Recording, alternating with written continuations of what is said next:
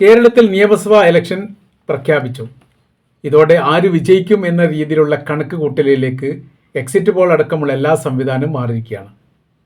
അതിൽ ചാനലുകാരുണ്ട്, പത്രക്കാരുണ്ട്, മറ്റ് സാമൂഹിക സംഘടനകളുണ്ട്, വ്യക്തികളുണ്ട്, പല തരത്തിലും പല രൂപത്തിലുമാണ്. മൂന്നാം തവണയും LDF അധികാരത്തിലേറുമോ അതല്ല വലിയ മുന്നേറ്റത്തോട് കൂടിയിട്ട് UDF കേരളത്തിലെ ഭരണം പിടിച്ചെടുക്കുമോ എന്നുള്ളത് തന്നെയാണ് ചർച്ച ചെയ്യപ്പെടുന്നതിൽ പ്രധാനം. നമ്മൾ ചാറ്റ് GPT ഈ കാര്യം ചോദിച്ച സമയത്ത് വളരെ കൃത്യതയോടുകൂടി ചാറ്റ് GPT അതിന് ഉത്തരം പറയുന്നു. 70 മുതൽ 85 സീറ്റ് നേടി UDF അധികാരത്തിലേറും എന്നുള്ളത്. LDFന് സീറ്റ് കിട്ടുക 50 മുതൽ 65 വരെയാണ്. NDAക്ക് സീറ്റൊന്നും കിട്ടാൻ സാധ്യതയില്ല എന്ന് പറയുന്നു. ചില 1, 2 ഒരു പക്ഷേ എന്നുള്ള തരത്തിലാണ്. അത് 5 വരെ അടയാളപ്പെടുത്തുന്നുണ്ട്. 1 മുതൽ 5 വരെ എന്ന് പറയുന്നുമില്ല. 0 to 5 ആണ് അതിൽ പറയുന്നത്. ഈ ചാറ്റ് GPT ഇപ്പോൾ ലോകത്ത് ഏറ്റവും കൂടുതൽ ആളുകൾ പരിശോധിക്കുകയും അതല്ലെങ്കിൽ അതിനെ വിശ്വസിക്കുകയും ചെയ്യപ്പെടുന്നു എന്നുള്ളതാണ് അതിൻ്റെ ഏറ്റവും വലിയ പ്രത്യേകത. എന്ത് മാനദണ്ഡത്തിൻ്റെ അടിസ്ഥാനത്തിലാണ് GPT ഈ കാര്യങ്ങൾ പറഞ്ഞത് എന്നുള്ളതാണ് നമ്മൾ പരിശോധിക്കുന്നത്. 2016 തെരഞ്ഞെടുപ്പും 2021 തെരഞ്ഞെടുപ്പും, ഈ 2 തെരഞ്ഞെടുപ്പിന് ശേഷം പിന്നീട് ലോക്സഭാ തെരഞ്ഞെടുപ്പ് വന്നു. അതേപോലെ തന്നെ ഈ പഞ്ചായത്ത് തദ്ദേശ സ്വയംഭരണ തെരഞ്ഞെടുപ്പ് വന്നു. ഈ 2 തെരഞ്ഞെടുപ്പും മുൻപ് നടന്നിരിക്കുന്ന തെരഞ്ഞെടുപ്പിലെ ഭരണസ്ഥിതി കാര്യങ്ങളും അതിനോട് ആളുകൾക്കുള്ള എതിർപ്പും എല്ലാം ഒരുപക്ഷെ മാനദണ്ഡമാക്കിയിട്ടുണ്ടാവും എന്നാണ് നമുക്ക് അതിൽ നിന്ന് മനസ്സിലാക്കാൻ പറ്റുന്നത്. 2016 തെരഞ്ഞെടുപ്പിൽ നമ്മൾ നോക്കാം. LDFന് 91 സീറ്റാണ് ലഭിച്ചത്. UDFന് 47 സീറ്റ്, NDA 1 സീറ്റും നേടി.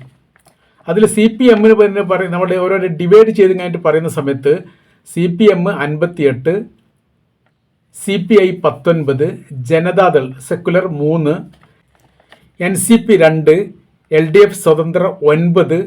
ഈ തരുണത്തിലാണ് 2016 തിരഞ്ഞെടുപ്പ് ഫലം. അതായത് 91 സീറ്റ് LDF നേടിയെന്നുള്ളത്. UDFന് 47 സീറ്റാണ് ലഭിച്ചത്. അതിൽ INC Indian National Congress 22, Indian Union Muslim League 18, Kerala Congress Mani വിഭാഗം 6. അന്ന് മാണി വിഭാഗം ഈ കൂട്ടത്തിലായിരുന്നു.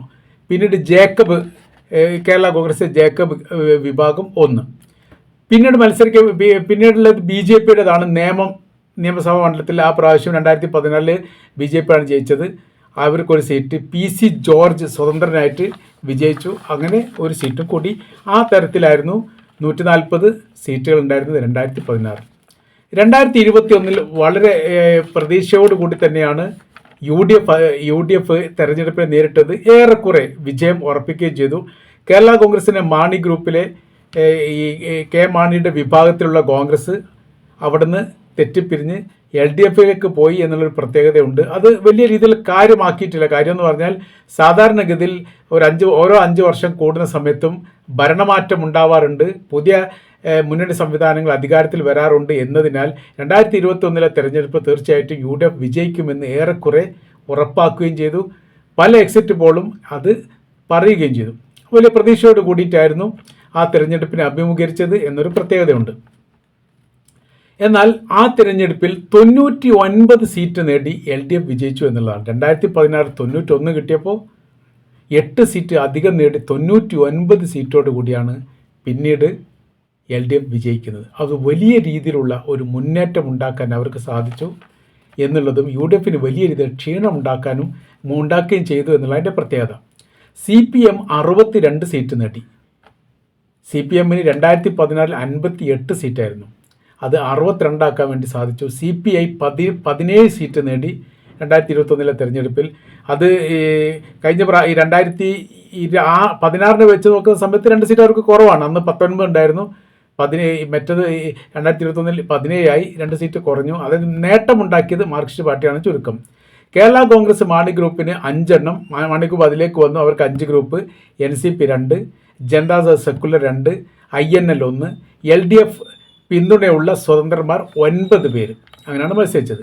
UDFന് 2021 41 സീറ്റാണ്, കോൺഗ്രസിന് 21, IUMLന് 15 സീറ്റ്. ആ രീതിയിലാണ്. അപ്പോൾ കഴിഞ്ഞ പ്രാവശ്യത്തെ നോക്കുന്ന സമയത്ത് IUMLന് 18 സീറ്റ് ഉണ്ടായി. 2016 18 സീറ്റുള്ളത് 2021 മുസ്ലിം ലീഗിന് അത് 15 ആയിട്ട് 3 സീറ്റ് കുറഞ്ഞു. 2014 INCക്ക് 22 സീറ്റുള്ളത് ഈ 2021 21 അപ്പോൾ ഒരു സീറ്റ് കുറഞ്ഞു. അങ്ങനെയാണ് ഈ തെരഞ്ഞെടുപ്പ് ഉണ്ടായിരുന്നത്. കേരള കോൺഗ്രസ് ജേക്കബിന് 1, RSPക്ക് 1, കേരള കോൺഗ്രസ് ജോസഫിന് 2, സ്വതന്ത്രനായിട്ട് UDF സ്വതന്ത്രമായിട്ട് 1. അങ്ങനെയാണ് 41 സീറ്റ്, മറ്റേത് 99 സീറ്റ്. ആ രീതിയിലായിരുന്നു 2021 ഭരണം ഉണ്ടായത്. ആ ഭരണമൊക്കെ കഴിഞ്ഞതിന് ശേഷം പിന്നീട് ഇപ്പോൾ 2026 ഇപ്പോൾ ഇലക്ഷൻ പ്രഖ്യാപിച്ചല്ലോ. ഏതാനും മാസങ്ങൾക്ക് മുമ്പ് മുനിസിപ്പൽ തിരഞ്ഞെടുപ്പ് വന്നു. അതിൻ്റെ ഏതാനും മാസങ്ങൾക്ക് മുമ്പ് ലോക്സഭാ തിരഞ്ഞെടുപ്പ് വന്നു. ഇതിന് രണ്ടിനെയും മാനദണ്ഡമാക്കിയിട്ടും ഇപ്പോഴത്തെ രാഷ്ട്രീയമായിരിക്കുന്ന സാഹചര്യങ്ങളും ആളുകൾക്കുള്ള എതിർപ്പുമായിട്ട് ബന്ധപ്പെട്ട കാര്യങ്ങളും എല്ലാം കൂടിയും സങ്കോപിച്ചുകൊണ്ടാണ് ChatGPTയുടെ ഈ അഭിപ്രായം എന്ന് നമുക്ക് അനുമാനിക്കാം. ഏകദേശം 3 കോടിയോളം ആളുകളാണ് വോട്ടെടുപ്പിൽ വരാൻ പോകുന്നത്, വോട്ട് ചെയ്യാൻ വേണ്ടി പോകുന്നത്. അപ്പോൾ 2,71,659 വോട്ടാണ് കാണുന്നത്.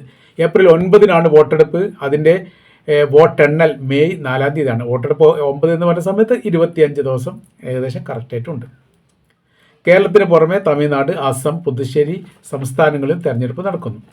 ലോകസഭാ അടിസ്ഥാനത്തിൽ കഴിഞ്ഞ പ്രാവശ്യം നടന്ന ലോക്സഭാ തിരഞ്ഞെടുപ്പ് അതിൽ UDFന് 18 സീറ്റ് ലഭിച്ചു.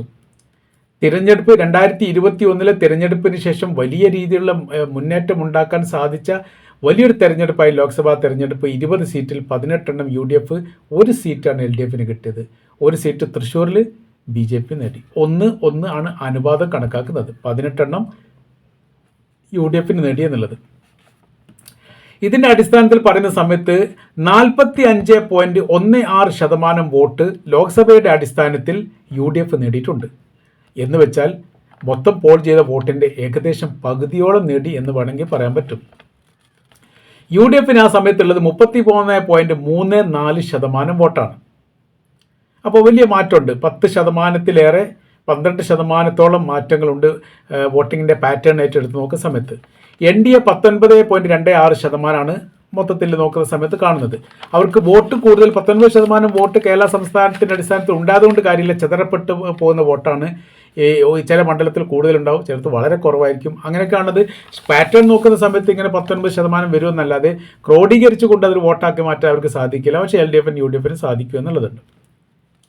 ആനുപാതികം നോക്കുന്ന സമയത്ത്, അതായത് ഈ ലോക്സഭാ തെരഞ്ഞെടുപ്പിൻ്റെ ആനുപാതികം നോക്കുന്ന സമയത്ത് UDF 63 സീറ്റ് നേടും, LDF 47 സീറ്റ് നേടും.